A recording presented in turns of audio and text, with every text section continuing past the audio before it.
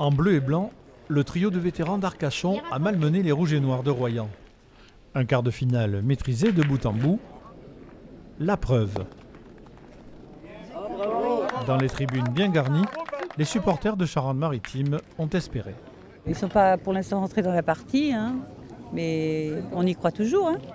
Mais l'adresse au tir était du côté des Girondins. Où c'est plus appliqué, ça joue mieux. Ça tire bien d'un côté, moins de l'autre. La suite, c'est une défaite cuisante pour Royan, 13-0. Allez, on a joué 20%, quoi. À peine 20% de nos moyens.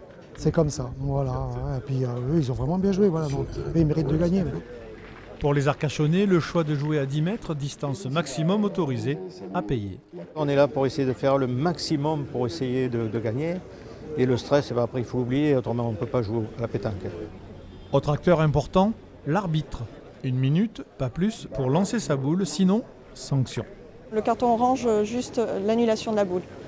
Par contre, oui, effectivement, s'il continue dans les fautes de jeu, ensuite, ça peut être l'exclusion pour la partie avec un carton rouge. Inventée en France, la pétanque est un sport qui espère un jour être reconnu discipline olympique.